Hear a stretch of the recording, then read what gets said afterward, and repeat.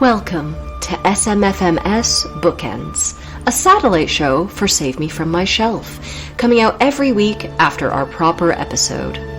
On this show, we read listener letters, answer questions, include extra analysis and episode outtakes, and have a brief chat about the things we're currently reading, watching, or playing. Hello, you are listening to SMFMS Bookends. The White Cliffs of Dover over here is Daniel. Ah, because you have used this recently, haven't you? I used this in the book group, and it's only because I try to keep my notes very tidy, and I was like, I'm going to forget that I called you that and call you at another time, so I'm just using it now, getting it done out of the way. Well, totally off the cuff at the time, I said Plymouth Rock is Abbey. You got scolded. Well, I thought that was pretty good, because I like the idea of it being like people arriving on ships. Yeah. But somebody else said Mount Rushmore, which is also pretty good, I think. We don't have a ton of general updates, but we did want to say that you are going to be able to hear us on an episode of Carl Sweeney's podcast, The Movie Palace. We were assigned to give 5 minutes on our favorite pre-70s film, and we chose the 1961 Robert Wise movie, West Side Story, which is something you and I teach here at Aston. I'm not sure when Carl's podcast is slated to come out. It's probably already out by now. If so, I will link it in the show notes. And if it's not? Then look it up yourself. I'm not your mother. Okay. Daniel, would you like to read some of our listener letters? Because we've gotten a lot of them in the recent days. Yes, thank you to all our many correspondents. This happens every time where I look at the inbox and go, oh my god, we have nothing to read. And then 2 days before we record, everyone writes. Here's one from Jessica. Hello! I'm currently listening to your 4th Bookends episode, and you have spoken a few times of cutting things from your episodes for timing. What? Daniel is so smug right now, Jessica. You've made him so happy. Well, I do think your editing is done very well. The episodes flow nicely. Personally, I'm always interested in more of the analysis section and don't mind longer episodes. I was wondering if maybe your other listeners agree. Maybe you could release edited and unedited or semi-edited versions. Just a thought, just a thought. Just worried about Abby's ire, aren't you, Jessica? Let me tell you. I'll beat your ass like I beat Daniel. Hell hath no fury. And again, no shade meant on your editing, as I know it takes a lot of time and consideration to make it as smooth and well-paced as you do. Very diplomatic. Yeah, Jessica, it's very diplomatic. No, I no shade is taken. Wait, it's not over yet. Oh, so I'm sorry. Forgive me. Yeah, trying to edit this now. I can edit that out, you fool. Oh, well. Thanks again. But I just made a funny joke now, so I think you should keep it. Thanks again for your entertaining and educational podcast. Cheers, Jessica. So, Jessica, you bring up a really good point, and actually, because of that, I'm going to change ever so slightly the structure of the bookends, which don't get your hopes up, Daniel, which I'm going to tell you about in a minute. When you say, maybe a sort of lightly edited or unedited version, I assure you, you don't want that. So a lot of the analysis that gets cut, some of it is like, okay, this is good enough, but we kind of ran out of time, or it's, pushing it a little bit. Most of the stuff that gets cut is because Daniel and I talk in circles, and it just takes ages for us to get to the point, if we even get to a point. So I don't think you would enjoy it maybe as much as you think you would. To that end, what I was thinking of doing, and I think you've actually solved a problem for us, Jessica, that I have been slightly irritated with in the Bookends episode, is I have been, lumping together, if there's a little bit of analysis that didn't quite flow nicely in the original episode, I've been chucking it in with the outtakes. What I think I might do is make those 2 separate sections, so it's really clear when the bloopers are happening, and then really clear when here's some extra analysis that we have, and I could maybe, under that remit, include a little bit more, if there's something good. I assure you there is good stuff that gone the way of all flesh. Daniel thinks that because he doesn't actually have to listen to it after, so that's the problem, is we have what we think is a really great conversation, and then I go to listen to it and I go, oh my god, we sound like fools. Like, this never should see the light of day. No, yeah, I know what you mean. Like, I don't want to sound like an idiot, but equally, I like the idea of it also as a kind of See, this is the sort of stuff that gets cut. Me just kind of gesturing and not finishing sentences properly. I like the idea of it kind of replicating that sort of slightly more tutorial seminar environment where people can just come out of crap. But equally, it's nice to have a kind of polished version that sounds cleverer than what I was at the time. Thank you for that very much. That solves a problem for me, and it gives Daniel a little bit more of what he wants as well, which is the analysis. So stay tuned. Sounds like you're in trouble, Jessica. 4 hours of us waffling on. I was just thinking more like the level of gritted teeth through that that was spoken. I've never seen somebody looking so angry. They're like blue with rage. What about another listener letter? This one is from Patty. She wrote this after our last book group where we read Shirley Jackson's The Haunting of Hill House. That was a really enjoyable session. We had so much to talk about there. And she says, "Hi, Abby and Daniel. I seem to be forming a habit of continuing to comment on the books after the group is over, but it was quite a fun discussion and great to see that there's even more nuance to the story than I had realized." So that she goes on to do a bit of analysis, which I really, really liked. And then as a PS, she says, "Abby, I remember you once saying that you liked reading true crime stuff. Have you ever read The Poisoner's Handbook, Murder and the Birth of Forensic Medicine in the Jazz Age, New York, by Deborah Blum? It's a fascinating read." Patty, that's really funny you say that because from my true crime circles, I definitely know who Deborah Blum is. I've been dying to read her books. I just haven't managed to get my hands on a copy yet. Because I was going to say, that sounds right up your street. Oh, God, yeah. So, yeah, thank you very much, Patty. I love our post-book group discussions. The post-mortem. It's not funny. Not really. Thanks, Patty. That was a more confused laugh. Sometimes somebody laughs and you don't want to be left out of the joke, so you laugh with them. And all the time. I do that every time. Okay, here's one from our good friend. Insert recording now. She recorded her name for us so I can pronounce it properly. So my name is pronounced Anna. The full name is Anna Paredes. So that's me saying that in a perfectly normal way, in my normal voice. I was finally catching up to The Time Machine because I wanted to listen, giving it the deserved attention, and I'm left wondering, if Daniel doesn't watch pop movies nor art house ones, I am thinking Dogtooth here, such an excellent one, what does he watch? Asking out of serious curiosity. Serious curiosity. What was that? When did I say I've never seen Dogtooth? So this... I mean, I haven't. This was the episode where I made a lot of pop culture references, and for whatever reason, everyone was a swing and a miss for you. You just did not get one of them. Mm. And then I referenced Dogtooth, and you at least knew the reference, but you'd never seen it.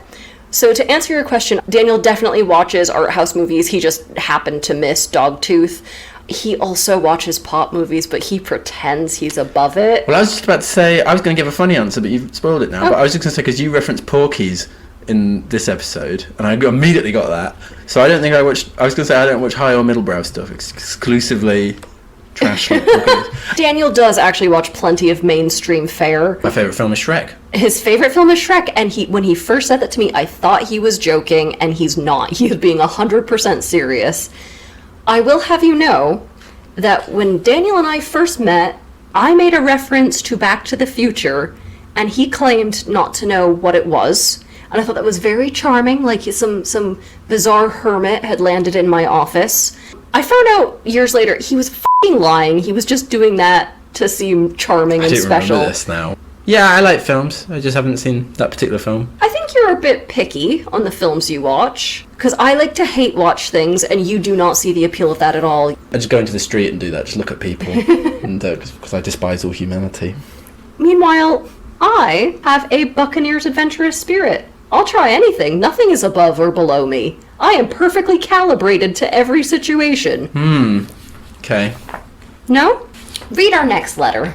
Yep, before it gets nasty. This is from James, who is a friend I went to my undergrad with, and he wrote to me privately on Facebook. It's a little late, but this is me writing in, quote unquote. Still writing, isn't it? Yeah, you're writing in, James. To tell you that indeed your Swash Kosh Bagosh Buckler joke in the Candide episode is funny. Because I didn't get that, because I'd never heard of Swash Kosh. You've never heard of Oshkosh Bagosh, which is clothing brand, and I was saying it's babies for swashbuckling. It was funny. It's a good joke if you know that.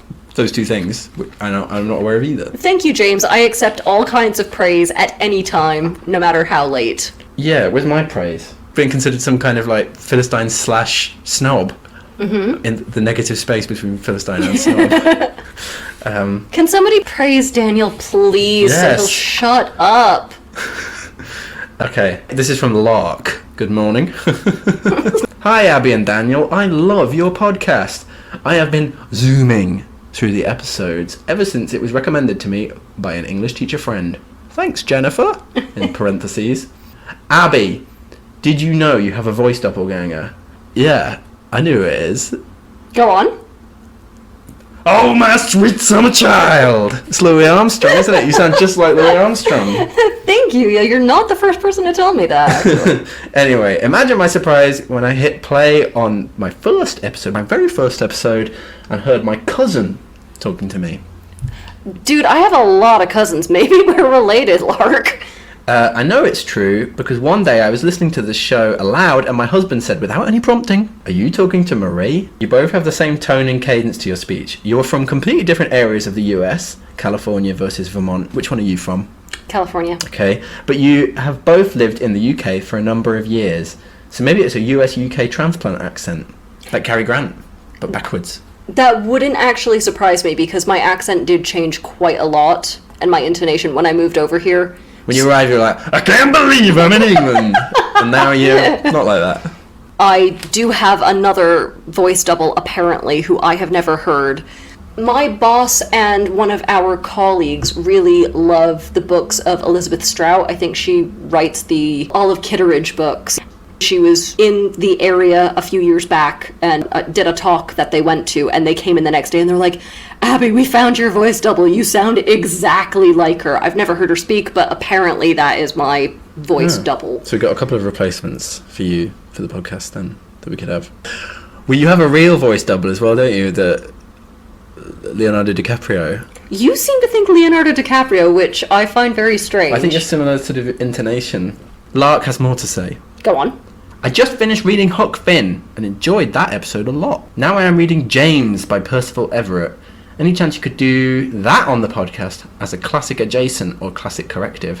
Respectful love to you both, Lark. I've never read any Percival Everett. He's supposed to be good though, isn't he? Lark did send us actually another message as a sort of afterthought. I think I can guess the answer to this book request. Since you said on the episode I just listened to that you keep to GCSE stuff. On the show properly, we'll probably keep to much more mainstream text, things that people have always meant to read because they're such undeniable classics, or they're things that are featured really heavily at GCSE. It's just down to, you know, what our university funds, who we're pitching it to. So we do have to actually report in on this podcast about, you know, what we're doing here. But you bring up a good point, which is that we have a book group. And we are always running out of suggestions for things. So that might be something that we could pitch to the book group. What do you think, I Daniel? definitely would like to read something by Percival Everett. You're ever the voice of authority, aren't you? I don't know if Marie is as well. Does Marie run your life like I run Daniel's life? Yes, I'm wondering, yeah. And then finally, Lark signs off her sort of follow-up message saying, I'm laughing so much at the Macbeth episode since some of my heritage is Scottish. Daniel's wee Scottish child is killing me. It was killing me too. We had so much fun recording that. I don't think you guys realize the physical dimension of Daniel's accents, in which you sort of transmorgify into a totally new person. It's magnificent to see. Thing of beauty, yeah, it's wonderful. All right, well, thank you everyone for your letters, and yeah, please keep writing in because we blitz through these in an episode. And now I'm already concerned we won't have anything for Bookends next time. Yeah. And now for our segment, Bad Goodreads Reviews, the remedial sessions. And today we are talking about Pamela, because we did not have a Bad Goodreads segment in that original episode when we recorded it. I'm looking forward to these. That actually reminds me of the Monkees song, I'm Gonna Buy Me a Dog. Davy and Mickey are sometimes singing, but mostly just cracking each other up. Mickey says not to ruin his song, to which Davy replies, this song was already ruined before it was written. That's how I feel about Pamela. It's spoiled before you open the cover. 1 star. Not wrong. I will say this was really difficult because Pamela is such a crap book. I really agreed with a lot of this, so this was a tough one for me. Legible, but not readable. 1 star. Funny distinction. This is a period piece. 2 stars. It wasn't at the time. What? And finally, eat toes, Pamela, you useless bitch. 2 stars. Couldn't have said it better myself. And now, some outtakes from our previous episode, A Midsummer Night's Dream. Also, it's sad because I can't make those jokes because I come from the tribe that say arse and ass.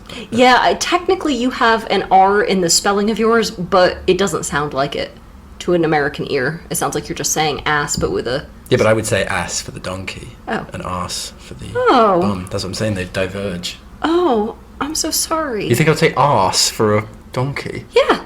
That's ass. Oh. Oh, what an ass. You never heard people say that? Oh, yeah, I suppose I have. I guess it never really registered to me. Do you consider this a disability? I don't know, I just feel like... I feel like this would impact your everyday life. It's good, isn't it? It's like when people say cheeks and you don't know if you mean bum cheeks or face. Like, kiss your aunt on the cheek, you don't know which. Having arse and ass like that, that's just one... Kiss your aunt on the arse, we know where to kiss my aunt. Kiss your aunt on the ass, she has a donkey. I always secretly suspected that you get lucky at family reunions, and now this is kind of proving it. What a thing to say. Sorry. I was just going to say, you wouldn't want to treat someone like dog shit in a world of sandal wearers. Easy to scrape off, though. What, off your toes? It's all come around the edges. How big is the dog shit you Very step big. on? It's the it's Cerberus. 3 mouths, 1 big ass. Oh god, oh no, what's happening to us today? Sorry. Okay, no, it's good, it's good. Now we're going to switch to a plotline called The Mechanicals, and this is about a bunch of poor artisans, rude mechanicals as they're called in the play, who have started an amateur acting troupe. This is the ancient Athens equivalent of your plumber telling you about his improv showcase. Have you ever been to an improv showcase? Don't believe so. I don't know many plumbers. Maybe that's that's it. I don't know. Have you? I went to... Do you see me really like trying to work out a joke? That's why I'm not going to. I know, I would rather die than do improv. I went to one in my undergrad, and everyone was really bad in it, except this one incredibly quiet girl who surprised everyone. We were like, oh god, she's going to be so painful. She was the funniest person. It's all her act, isn't it? Her whole life is improv. This is like The Prestige. No, the act is in the day-to-day. When he's on stage, that's real. The Prestige, never mind. Oh, I was just trying to think of somebody that I could say that you were trying to impersonate, because I know you're doing Michael Caine. Listen! Anyway, whatever. This is old Michael Caine, it's different. So, I was just going to make a little joke about Athens and Long Island iced teas. It should be the Euboea iced tea, because that's that Long Island by Athens. Good joke. Well, it's less of a joke and more a kind of sort of alternate, whimsical IQ test thing. Long Island is to New York what Euboea is to Athens. Right, so that was it for our outtakes. How about a little extra analysis from A Midsummer Night's Dream? I was just going to say, lots of versions I've seen, I think this was started by Peter Brook, have Theseus and Oberon and then Hippolyta and Titania played by the same people. I like that because, I mean, they're never on stage at the same time, so that makes total sense. Yeah, it's sort of, I don't know, like two symbols of authority, but then also, like you say, there's a kind of incestuous thing between the two couples, and yeah, there's something going on there, isn't there? Yeah. I like that. That's a nice bit of double casting that kind of brings this out a little bit more. Also, it's that whole, like, the day world of normality, and then it's kind of the opposite weird. Ooh, yeah. Nice. And I love the Duke in this moment. He reveals himself to be a grade A hater. He just wants to Mystery Science Theater 3000 this crap, and I think we can all get on board with that. They should have got the flower, and then everyone would have really loved the play. or loved one actor in the play. You're not thinking it through. The play is not a tangible object that they can see. This is like a metaphysical question, isn't it? Because couldn't you just, like, you wake up, you see an atom in the person that you're looking at, and you fall in love with that? Daniel, please keep going. You're the one who's doing it! Anyway. You started it! Right, have you ever heard of a real abstraction? No. Okay. I was thinking as well about the sort of status of the dueling courts, Titania and Oberon. Their court has broken into two. And Titania has a lot more servants, and she even has named servants with lines, but they don't really have any agency or much of a character.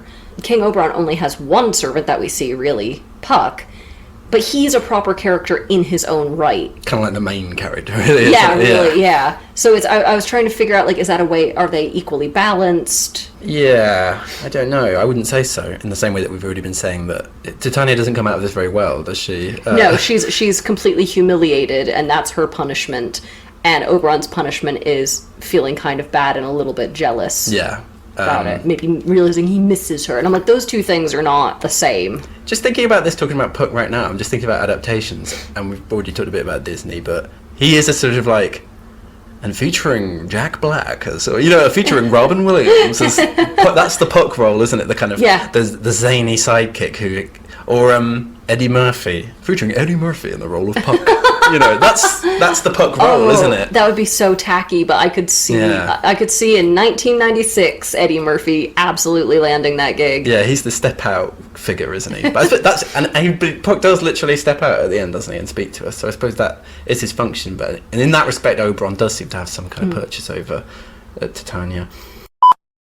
Why do we remember Puck as Puck and not as his actual name? His name is not Puck. He is a Puck. I have a name. His name is Robin Goodfellow, but nobody ever really calls him Robin Goodfellow. I think somebody calls him that once, and I wondered, is that just because the word Puck is used more in the play, and Robin Goodfellow is only really used in the stage directions? Yeah, at the end he's called himself Robin, but otherwise, yeah. It's all about hockey, isn't it? Going back and forth. Titania and Oberon are the goalies. They're knocking the puck back and forth. All of the couples are weaving in and out. They don't know what's going on. People are checking each other emotionally. Yeah. So it's all about hockey, really, isn't it? It is, actually. American ice hockey. We've cracked it. And now, a dramatic reading from the Bad Literary Sex Awards. And I want to warn you all, in case there are children in the room or whatever, this is not safe for work. If you don't want to hear some smut, please fast forward probably a good 5 minutes, I would say. Is this some kind of Victorian factory where there are children present? Well, people could listen to this in the car or something. But you're saying it's not safe for work? That's, if there are children present, it's not safe for work. That's more a general term. You could be listening to this in a classroom. Well, in fact, she's got me. Many people might be. Okay, so this award started in 1993, and we are now on 1996, where the winner was David Huggins. Huggins. Yeah. Oh, little Huggins. And it's from his book, The Big Kiss, an arcade mystery, which appears to be some sort of thriller. I do want to fully apologize to you, Daniel, because some of our previous entries, wink, have not actually been that smutty or that ridiculous. This one is a lot, and you're gonna have to read it. And I do want you to amp up the sex appeal, right? Because sex sells, we need more listeners. Mama needs a new pair of shoes. I need to go to the cobbler. Take out another mortgage and go to the cobbler. Yeah, right. So I haven't read this, so I'm going completely blind. I've only read the first 3 words. And you're already upset. And I'm already hooked. Daniel promised me that he would go in reading this completely cold, so he has, in theory, this is the first time you're seeing it. In theory? You think I'm lying? Yeah, go on then, I'll read it. What is the winning passage? Stick it in, she whispered. Stick it in. I moved up the bed and pushed inside her. Liz squeaked like wet rubber. Same. She grabbed my love handles and ground her hips against me, her eyes black saucers staring into mine as she hooked a yoga leg onto my shoulder. Okay. It's gonna get weirder. We went through a medley of our favourite positions. When Liz saw that I was about to shoot my blob of low-cal genetics, she turned onto her stomach, Gross! Could you find a worse way to say that? lifting her arse to get a hand to her clitoris and chase me to an orgasm. She made it just in time. We lay panting with the sweat cooling on our bodies. Things were better between us after that, but it didn't last long. Low-cal genetics! Yeah. Gross! Yeah. Wait, locale. What does the locale mean? Is it to do the calorific content of... Sperm. Right, that's so naff. I thought it was more just about the standard of his personal sperm. No, what, like low caliber? Yeah. No, I think it means low calorie. Either way, it's bad. That's pretty rough. Yeah. Well, congrats on a well-deserved win. That was horrifying. And really, really stupid. Okay, so let's get to some general questions or points. And I wanted to ask this just because I wrote a little joke about it. Who was the bigger alcoholic, or the alcoholic you'd most like to spend time with? And my little joke was F. Scotch Fitzgerald. Yeah, that deserved that level of laugh.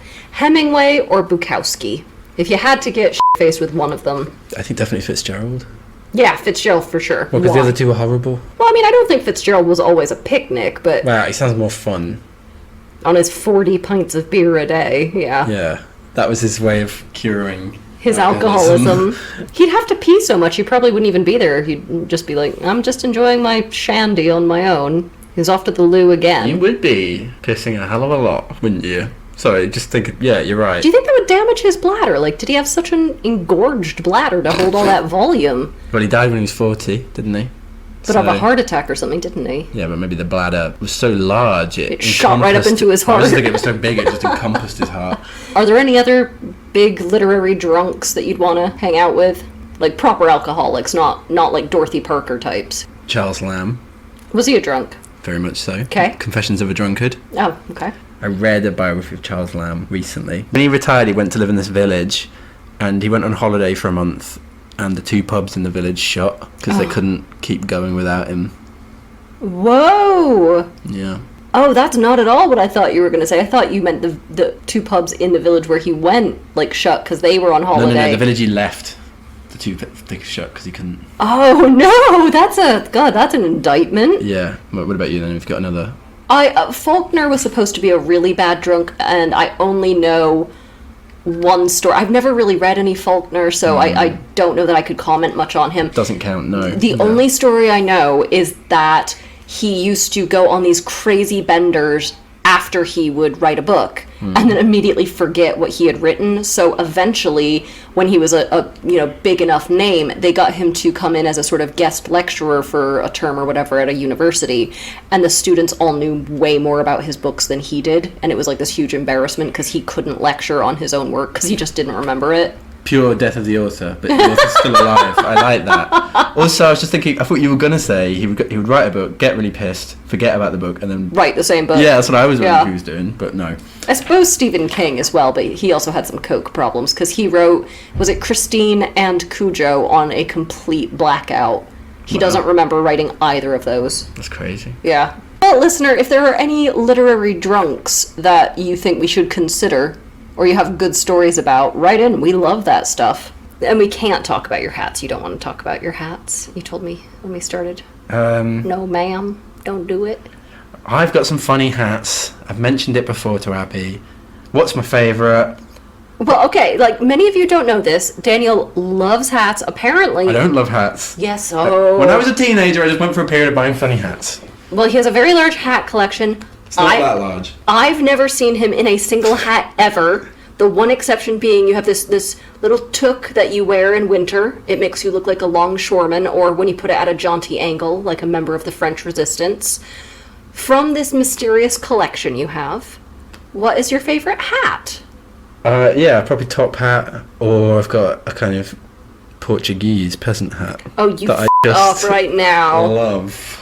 Stop toadying up to the Portuguese speaker. That's what's going on. Are you actually joking about the I've really hat? got this hat. I've really got this hat. Okay, is this because I just came back from Portugal and you're like, I've got to compete. I've got to compete! No, I just got the hat and it's one of my favourites. Okay. Can you give us a photo of you that we can post? No. You could do duck lips. Remember I tried to teach you how to do duck lips once? That's nothing really to do with hats, though, is it? Well, it's a selfie. It's a selfie I was situation. just imagining we just have the top of my head. Okay, we could do that too. Okay. Follow your bliss, my dude. I just really love Portuguese culture. I just really feel like it speaks, the spirituality of of the fado speaks to me. Shall we move on? Yeah, please. All right. What are you currently reading, watching, and playing? And you better have an answer for me. As I mentioned earlier, I've read a biography of Charles Lamb. Thrilling. It was alright. It got a really terrible review in the LRB, but I liked it. Okay. Just because Lamb is so likeable. You should write a rebuttal, a strongly worded rebuttal. Yeah. Start some beefs, and then later squash some beefs. Film. Carol Siemens. That's turned you white, hasn't it? You and Anna. Put the recording back in there. Ana Paredes. It's turned everybody white, hasn't it? Thinking I'm not watching any films. Carol Siemens' Fabulous Baron Munchausen, which I would recommend wholeheartedly. Not Terry Gilliam's. Not Baron. Terry Gilliam's, no. Sure. This is from 1962. Okay. Anyway, go on then. Regale me with your pre-prepared answers. I've been living off detective fiction lately. I'm kind of struggling to read and watch stuff for whatever reason. Shouldn't do it at the same time. No, all I can really focus on are sort of whodunits at the moment, and I don't know why. But I've been rewatching all of the David Suchet Poirots. I've been watching them like it's my job. I think I figured out the key to why they are so good. Not only because of his performance, which is pitch perfect, but it's because the showrunners really understand when one of the books needs to be just an hour episode or when they need to make it an hour and a half special. And I think they're really good at discerning which one is which. So these episodes never feel longer or shorter than they need to be. Adaptation is an important skill. Yes, You yes, heard it it here is. first, listeners. Which is kind of what we do. I suppose it is There are really. some books where I'm like, there is no way this needs to be an hour and a half recap. Okay, guys, thank you. We'll be back in a couple of weeks with a new episode, and don't forget that the episodes coming up are going to be two-parters, so next month you will hear from us every single week. How thrilling is that? That's a lot, isn't it? Well, Oh, for God's sake. all right, and yeah, please write in with any letters, suggestions. We love hearing from you guys, and thank you to all of our patrons and the people who wrote in. And we will see you guys soon. Let me also say thank you. See you. Bye. Gotta get that last word in there. Sounds like you do. We're gonna do this for 40 minutes. No. aren't we? No. Thanks for listening to Save Me From My Shelf. Our music is The Overture to Don Giovanni by Mozart, and cover art is by Catherine Wu. Our thanks to Aston University's Centre for Critical Inquiry into Society and Culture for funding the startup of this podcast. Contact us at savemefrommyshelf@gmail.com or at SMFMS_podcast on Twitter. And do not, I'm going to remind you, do not forget to rate, review, and subscribe. Do not forget. Thank you.